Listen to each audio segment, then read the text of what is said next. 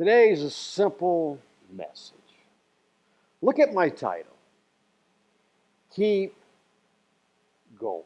You know, it's been said that huge doors swing on small hinges. You ever stop and think, wow, just keep going? Sometimes, and this is not really a message, this is not a message on perseverance. That's not my theme.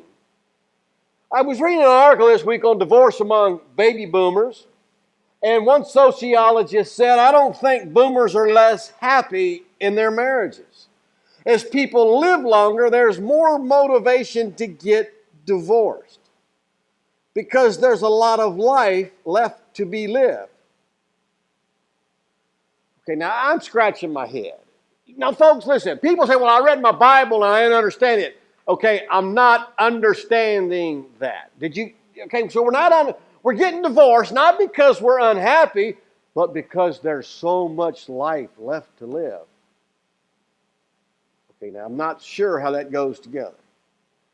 I mean, who wants to do life alone? I mean, if I'm married and I'm happy, why would I get divorced? Well, because I got 20 more years and I want...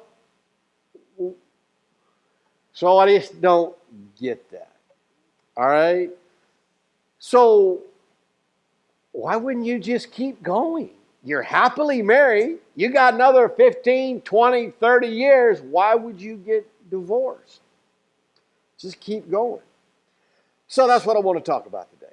Now, so far in chapter 9, we've seen Saul's dramatic conversion to Christ, and we left him, the church is a little hesitant to welcome him into the church. He went back to Tarsus by boat, and we're not going to hear from Saul for about 10 years. So he's gone for a while. So Luke now turns his attention back to Peter. Now, as you recall, Peter preached the day of Pentecost. 3,000 people got saved. They got baptized.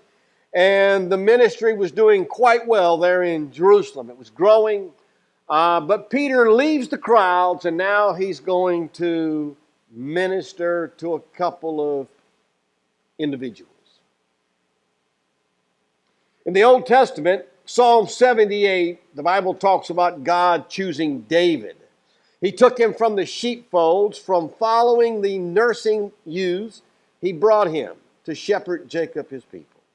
Israel, his inheritance, with upright heart, he shepherded them and guided them with a skillful hand.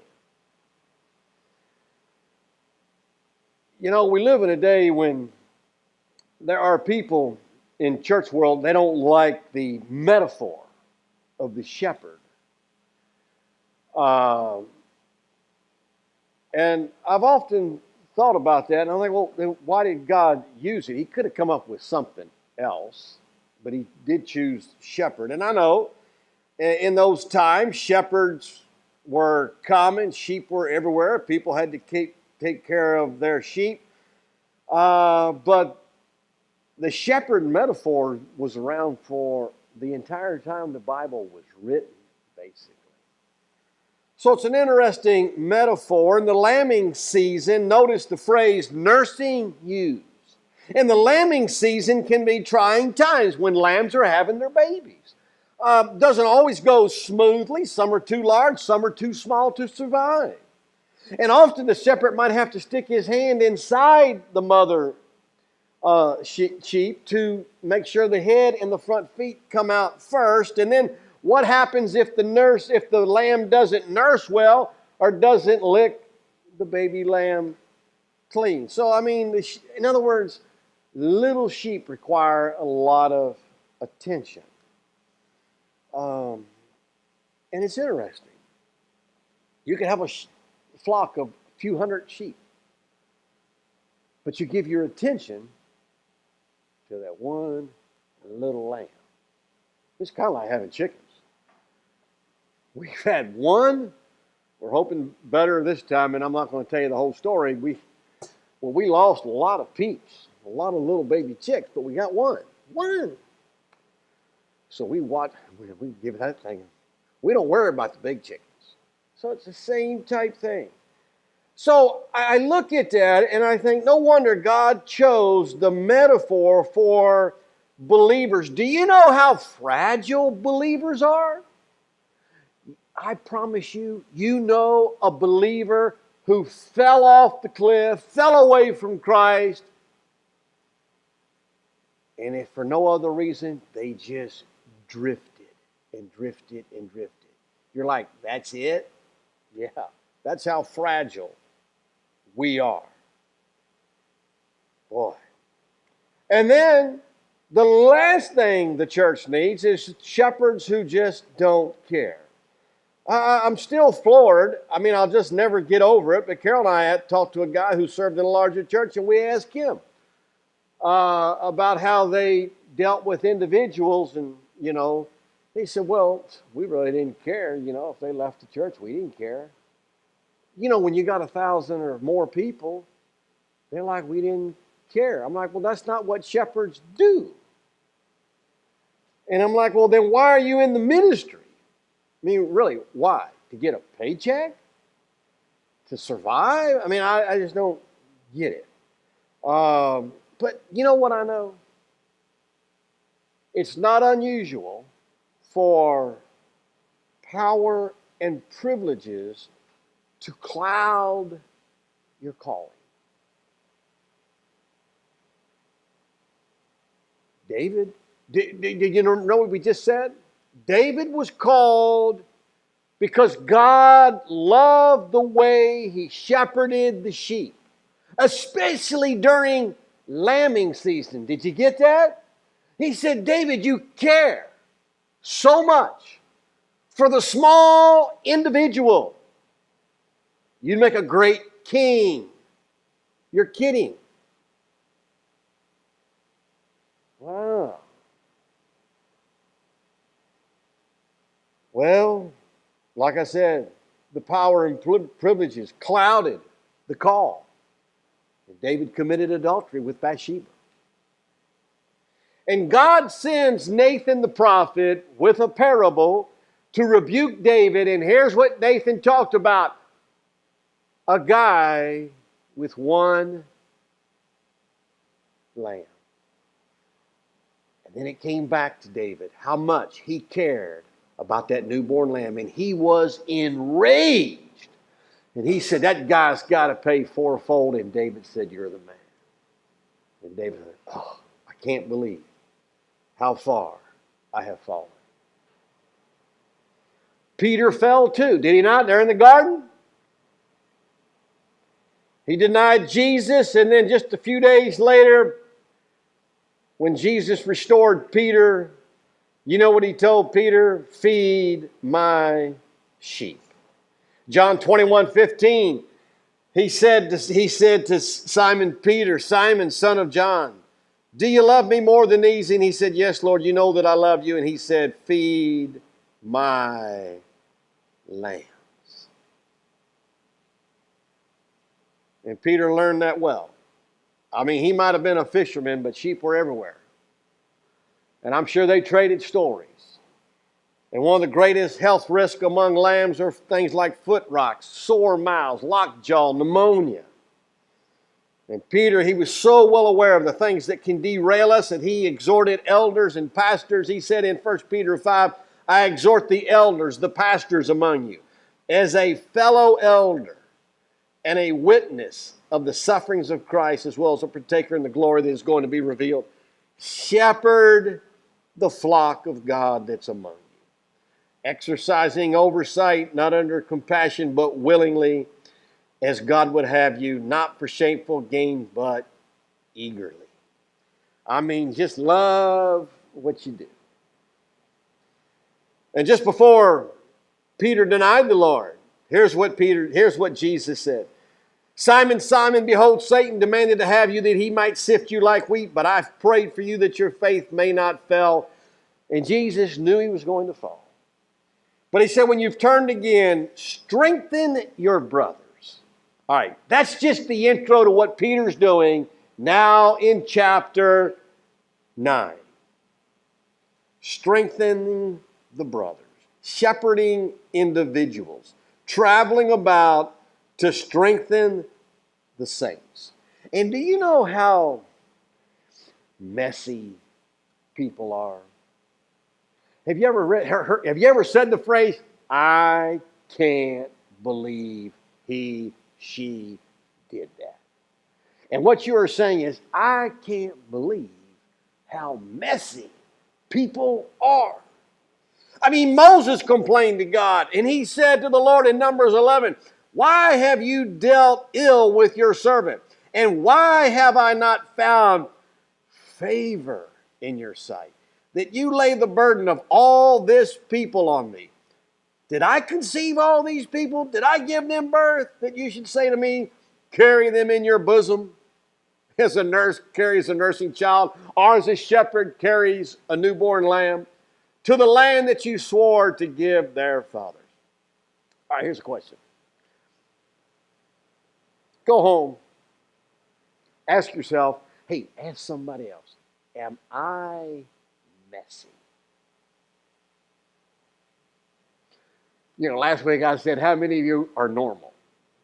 Everybody's normal, right? Because you think you are. I mean, now the rest of us might not think so, but that's okay. You think you're normal.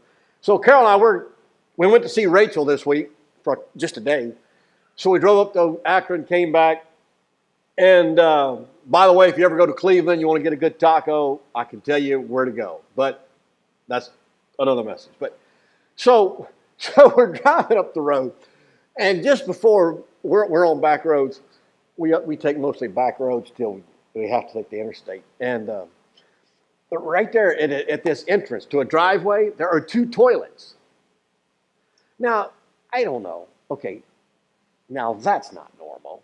2 toilets? I guess you put plants in them, and I don't know. I'm not so sure. But I'm thinking, I bet you that's a messy individual right there. I don't know. But anyway.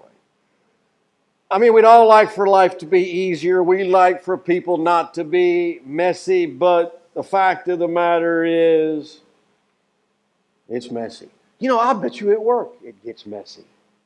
Oh, I know when I was doing steel erection, a lot of jobs got messy. I mean, it just did, because you got to work with people. Man.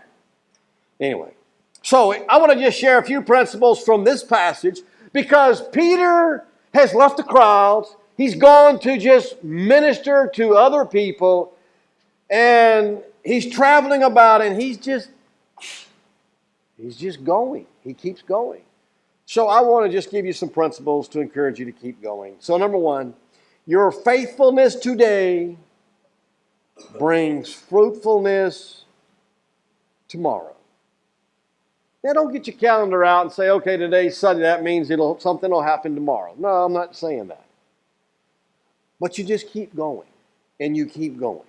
So in Acts chapter 9, verse 32, as Peter went here and there, look, just being faithful, looking for opportunities to serve somebody, minister to somebody, strengthen somebody, just feeding the sheep like Jesus said. Among them all, he came down also to the saints who lived at Lydda. And there he runs into a hopeless situation. Why? Because people are messy.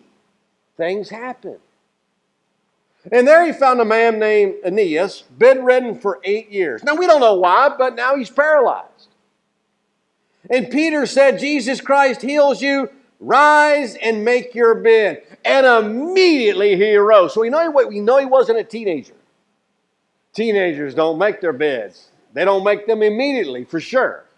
So we figure he's an adult by now because, well, he was a teenager. That was 2 miracles, all right? 1, that he could walk, and 2, that he made his bed. And you're probably thinking, I'll take the second one because that's the one I really need. But then there's a 3rd miracle, if he's a teenager. And all the residents of Lydda and Sharon saw him, and they turned to the Lord. Wow. Every time somebody turns to the Lord, it's a miracle. You know, I'm not going to spend the time on talking about healing or miracles, and I've said a few things earlier, I guess, but I'll just make a few brief statements. Now, it appears to me that healing was a special gift among the apostles, and when the apostles passed from the scene, the gift of healing passed. Now, if that bothers you, then why do people with the gift of healing stay away from dead people, which we're about to see? Are you with me? Because if healing has continued, why hasn't raising people from the dead? All right, so I'm just asking questions here. And then healings in the New Testament are always instantaneous and total. But that's not to say God can't heal today. I figure God can do whatever He wants. If He wants to heal you, He can. But I'm always surprised that we get hung up on the physical healings and not the emotional. Anyway. And when you read the Bible, you only encounter 3 eras, E-R-A-S,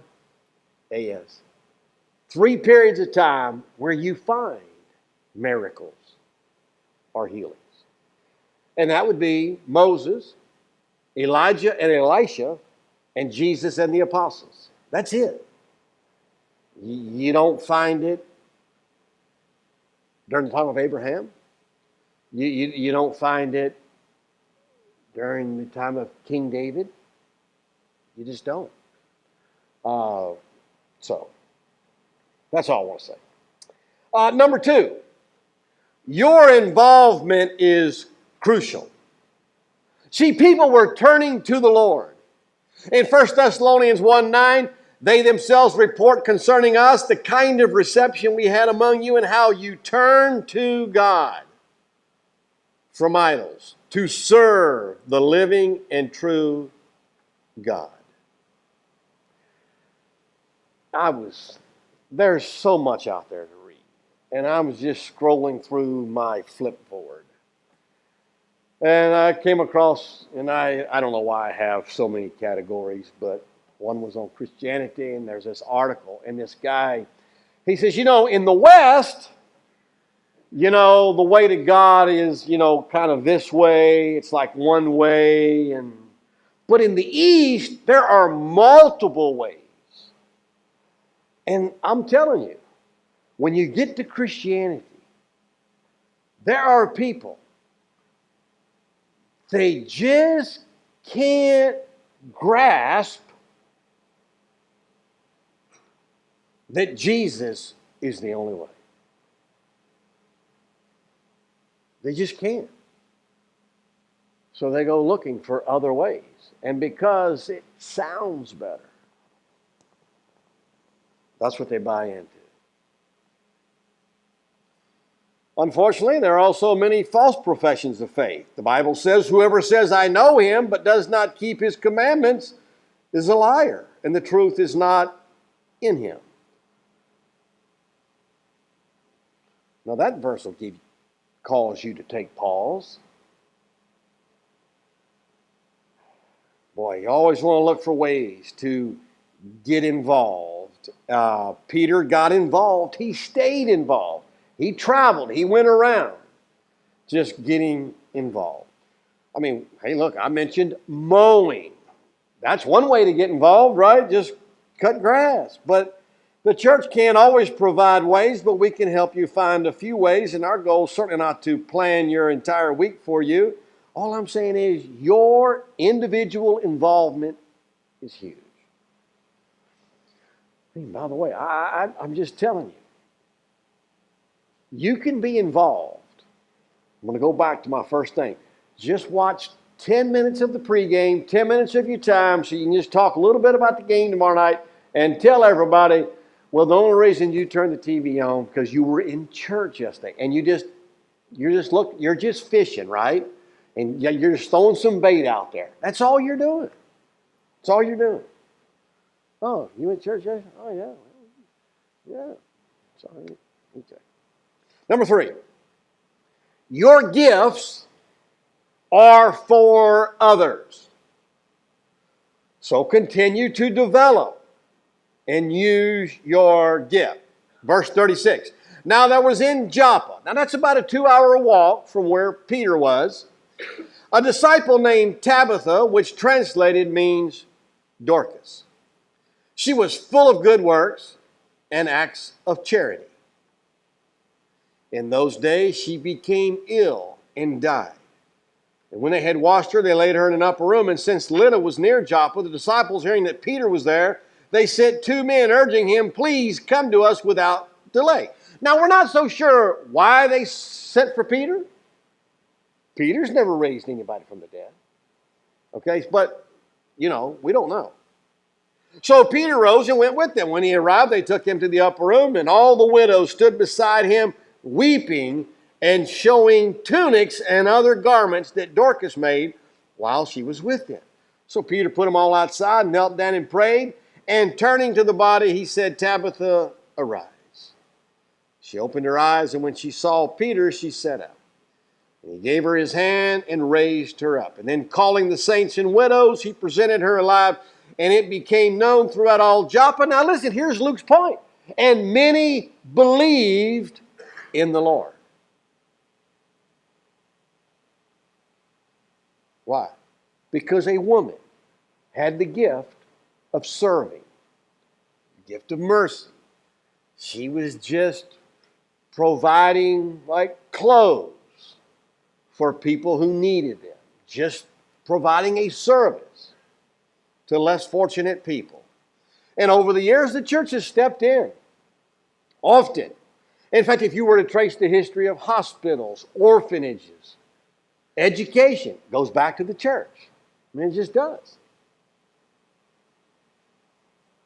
And clearly, Dorcas had the gift of giving. This is like the 3rd or 4th time that the gift of generosity shows up, because when people become believers and followers of Christ, they tend to become generous.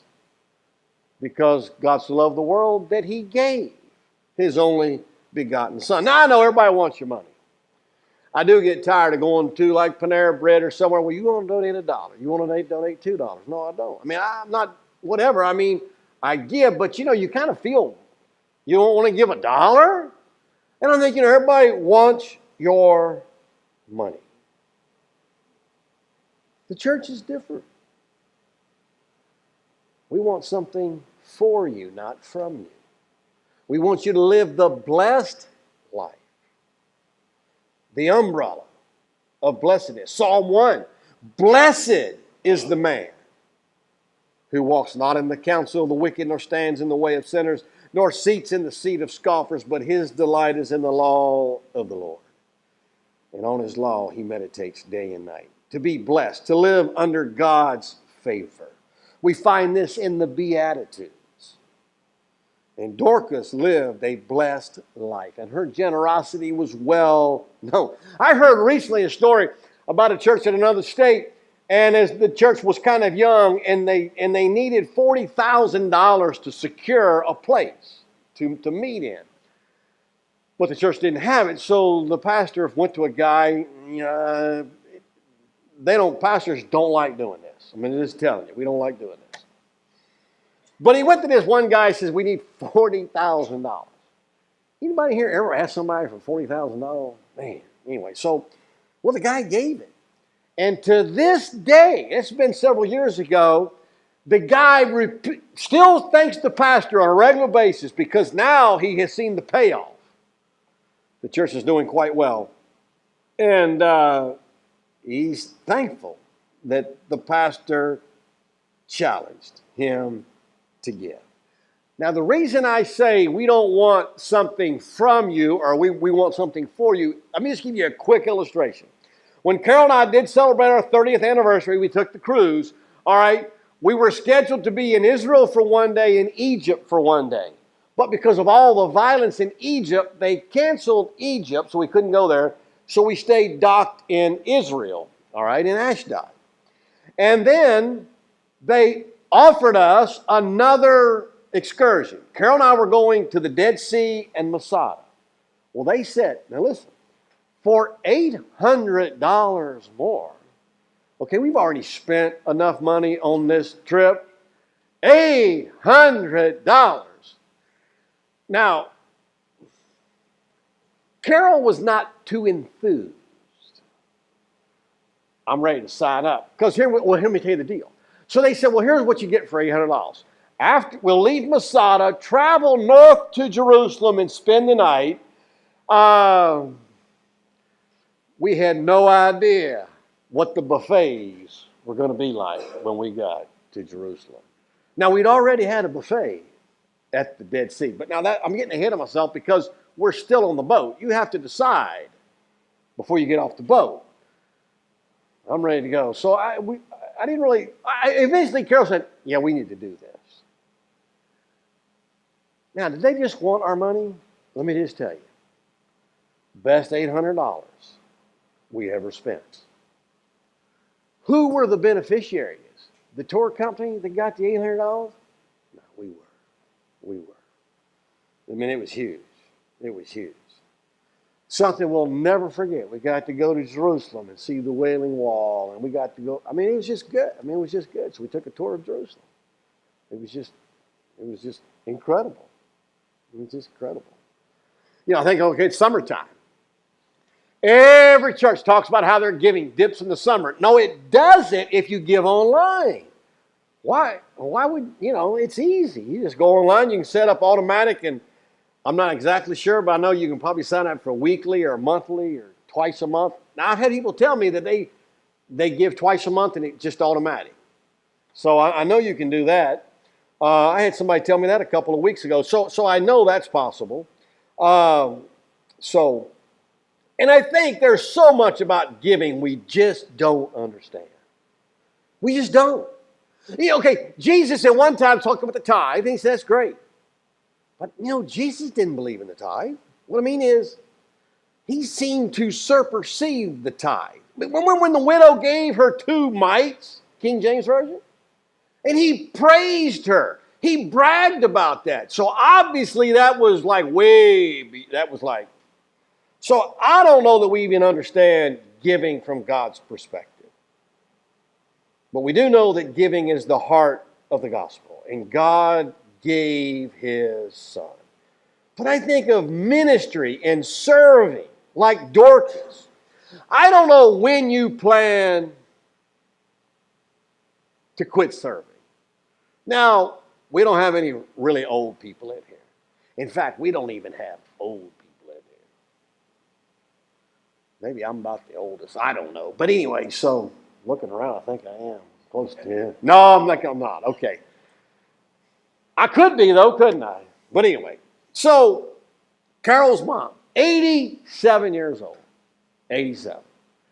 Now, at 87, would you be thinking about packing it in? 87. I mean, Carol's mom, she's still pretty active. Okay, she's still teaching Sunday school in her class. Now, I don't know what it's like for an 87-year-old to teach, but she's still doing it. And then she gets involved in their summer vacation Bible school. And then she makes doll clothes. She's really good at sewing. And she makes doll clothes for her nieces, dolls, and other people's kids, and all that. And you know what? She even visits the old folks home. At 87. And then she goes to church 4 times a week because they have lots of services. And she still drives at 87. Now, it's coming to an end soon, 3 more years maybe. I don't know, but you're not going to drive forever. And I think of her and I think of Dorcas. You know how many ways there are? I mentioned Carol's mom. She's serving in multiple capacities at 87. And so Dorcas was such a woman. And people noticed. And people came to the Lord because of her ministry. But when you see a miracle in the Bible, you ought to just be, wow, I can't wait. I can't wait. There is coming a day when Jesus Christ is going to come back. Let me just read you a couple of verses. Isaiah chapter 11. Jesus is going to restore order. I mean, listen, this is so good. He shall not judge by what his eyes see or decide disputes by what his ears hear. But with righteousness he shall judge the poor. He'll actually help them. All right? And decide with equity for the meek of the earth. He'll strike the earth with the rod of his mouth and with the breath of his lips.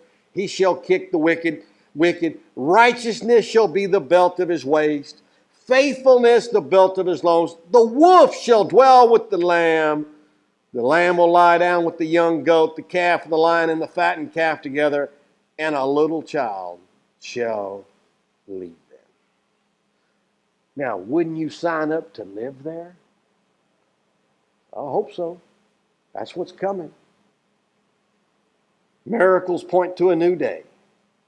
So keep going. And use your gifts to heal others.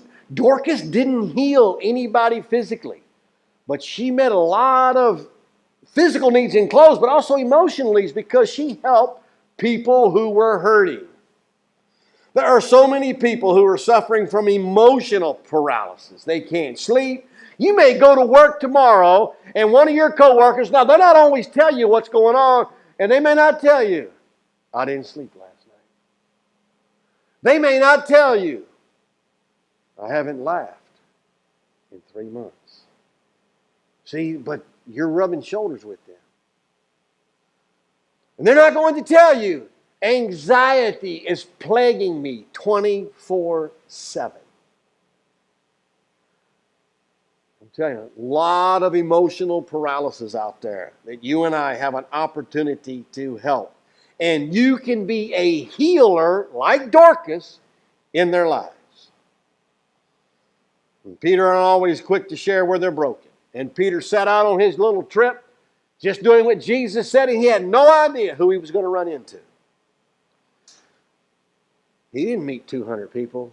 He met two people. 2 people.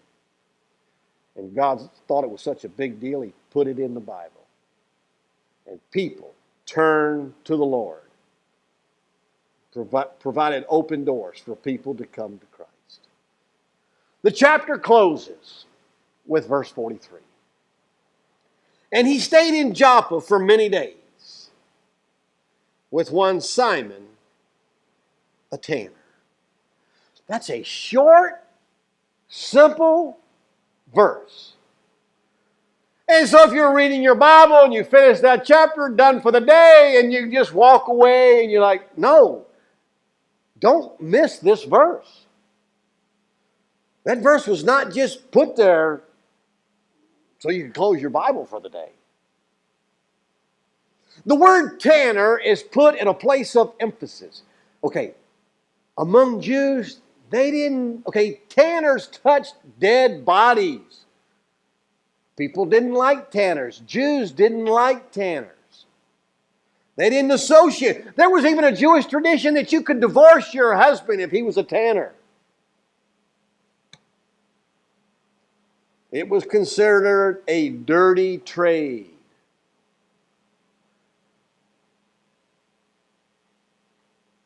And I asked myself, what is the significance of Luke ending chapter 9 with that verse? Because God is setting Peter up for what's next in chapter 10. Chapter 10 is a huge chapter.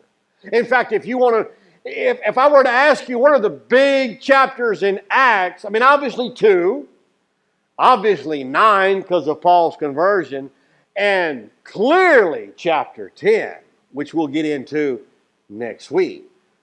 But here's the final thought for the day. What's God setting you up for today? So you keep going so you don't miss what's next. Let's stand for prayer, shall we?